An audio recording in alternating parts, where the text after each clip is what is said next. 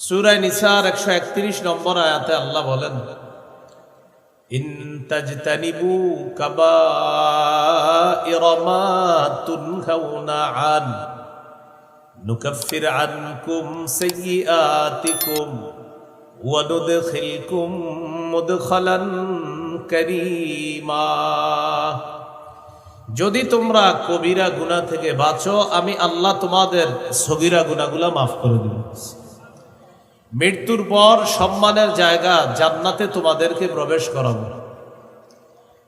এ হলো 3 নাম্বার কথা। কবিরা গুনাহ থেকে যদি বাঁচতে পারি, আমাদের সগীরা গুনাহ আল্লাহ মাফ করে দিবেন। আল্লাহ আমাদের সকলকে প্রতিনিয়ত কবিরা গুনাহগুলা থেকে বেঁচে থাকার তৌফিক দান করেন।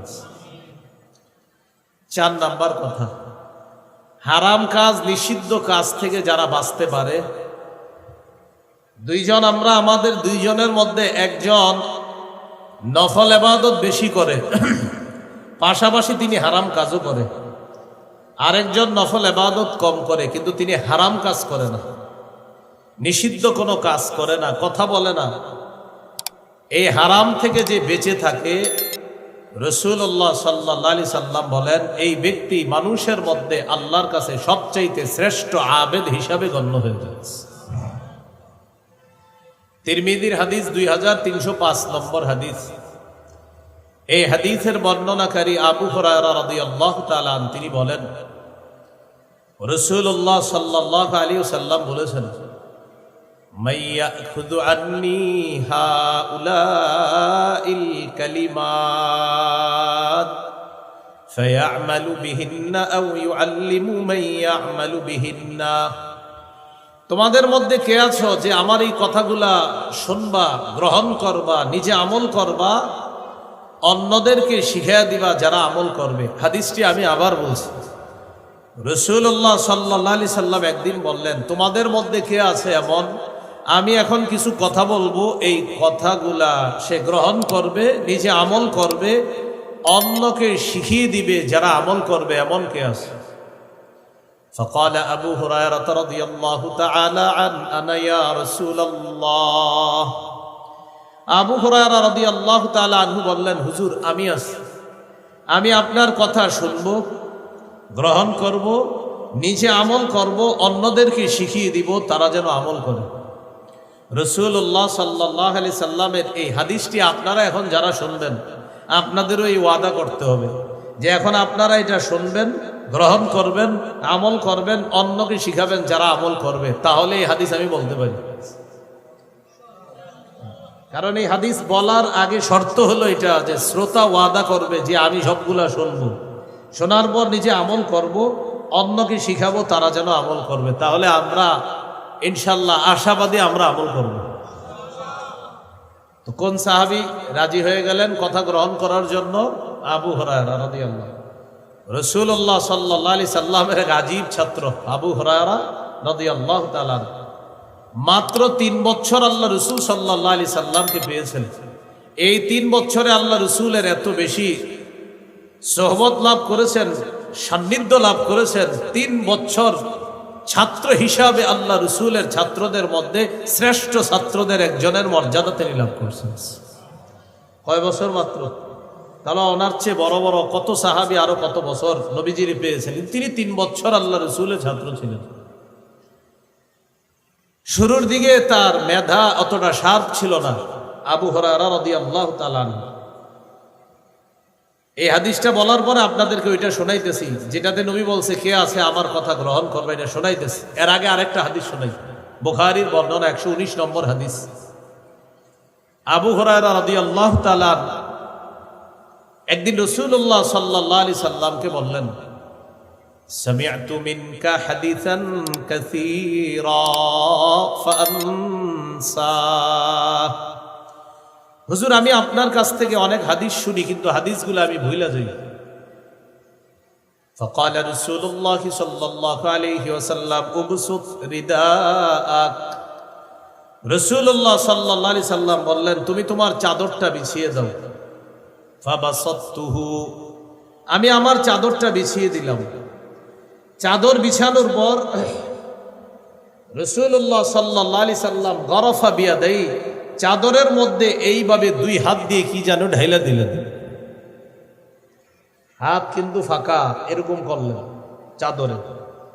এবার নবী বললেন, আবু হুরায়রা চাদরটা পেঁচাও।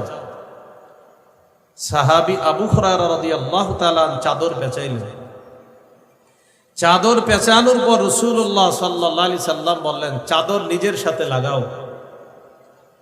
আবু হুরায়রা রাদিয়াল্লাহু তাআলা ওই চাদরটা নিজের সাথে লাগাইলেন। তিনি বলেন, ফাযামামতুহু, আমি চাদরটা আমার সাথে লাগাইলাম, ইলা সাদরি, আমার বুকের সাথে। বুকের সাথে এই শব্দটা সরাসরি হাদিসে নাই। বুখারী যারা পড়েন বা পড়ান, বাইনাস সাতরাইন, দুই দাগের মাঝখানে ছোট্ট করে লেখা আছে, ফাযামামতুহু ইলা সাদরি, আমি চাদরটা আমার বুকের সাথে মিলাইলাম। ফামা নাসিতু শাইআন বা'দা, চাদর বুকের সাথে মিলানোর পর আমি যা শুনি আমার জীবনে আর কখনো ভুলি না, আমি সব মুখস্থ রাখি। তো এই সাহাবী বললেন, হুজুর আমি আছি। ফাআখাযা বিয়াদি ওয়া আদ্দা খামসা। আবু হুরায়রা রাদিয়াল্লাহু তাআলা আনহু বলেন, রাসূলুল্লাহ সাল্লাল্লাহু আলাইহি সাল্লাম আমার হাত ধরলেন, গুনে গুনে 5টা জিনিস আমাকে শিখাইলেন। 1 নাম্বার, ইত্তাকিল মাহারিমা তাকুন আ'বাদান নাস, হারাম থেকে তুমি বাঁচো, হারাম কর্ম থেকে বাঁচো, হারাম কাজ থেকে বাঁচো, হারাম কথা থেকে বাঁচো, হারাম খাদ্য থেকে বাঁচো। হারাম কাজ থেকে বাঁচো, যত ধরনের অশ্লীল কাজ, গুনাহের কাজ, এইগুলা থেকে বাঁচা। হারাম খাদ্য থেকে বাঁচা, সুদ খাওয়া থেকে বাঁচা, ঘুষ খাওয়া থেকে বাঁচা, হারাম কথা থেকে বাঁচা, মিথ্যা কথা থেকে বাঁচা। রাসূলুল্লাহ সাল্লাল্লাহু আলাইহি সাল্লাম বলেন, তুমি হারাম থেকে বাঁচো, মানুষের মধ্যে সবচাইতে শ্রেষ্ঠ আবেদ হয়ে যাবা, আল্লাহর শ্রেষ্ঠ ইবাদত গুজার বান্দা হয়ে যাবে। হারাম থেকে বাঁচা। আমি এখানে যারা আছেন আপনাদেরকে যদি বলি, কারা কারা আগামী 24 ঘন্টায় 100 রাকাত নফল নামাজ পড়ে একটা মোটর সাইকেল উপহার নেবেন? আশা করি সবার হাত উঠবে যে 24 ঘন্টায় 100 রাকাত নফল নামাজ পড়া এটা কোনো ব্যাপার না। মোটর সাইকেল যারা চালাইতে পারে না ওরাও হাত তুলবে, সাইকেলটা পুরস্কার পেয়ে বিক্রি করে দিবে, সমস্যা নেই। সাথে সাথে যদি আমি বলি, আগামী 24 ঘন্টা একটা গুনাহও কেউ করবেন না, একটা সগীরা গুনাহ কবিরা গুনাহও কেউ করবেন না। আনফরচুনেটলি সবার হাতগুলা উঠবে না, কারণ হাত উঠানোর আগেই যখন টেনশনে আসবে, আমি যে সুদের সাথে জড়িয়ে আছি, আমি হাতটা উঠাই কিভাবে। আরেকজন হাত উঠানোর আগে চিন্তা আসবে, আগামীকালই তো অমুকের সাথে জমি ব্যাপারে একটা লেনদেন করবো, সেখানে আমি একটা ধান্দামি করে 2-4 লাখ টাকা খামো, এটা তো আগামীকালই করবো, তো আমি কেমনে হাত তুলবো। এইভাবে অনেকগুলো হাত উঠবে না কেন? প্রত্যেকের টেনশনে এসে যাবে যে আমি যদিও 5 ওয়াক্ত নামাজ পড়ি, আমি ইবাদত বন্দিহি করি, কিন্তু আমি তো অসংখ্য অগণিত পাপের মধ্যে অলরেডি জড়িয়ে আছি, আমি কিভাবে হাত তুলবো যে 24 ঘন্টা গুনাহ করবো না। তাহলে 24 ঘন্টা নফল ইবাদত কেউ করবে, হাজারো মানুষের হাত উঠে যাবে। আর যদি বলেন 24 ঘন্টা গুনাহমুক্ত থাকতে হবে, তাহলে দেখবেন অসংখ্য অগণিত হাত উঠতে কষ্ট হচ্ছে, কারণ এই লোক সুদ খায়, এই লোক ঘুষ খায়, এই লোক অন্যায়ের মধ্যে জড়িয়ে আছে। কিভাবে হাতটা উঠাবে?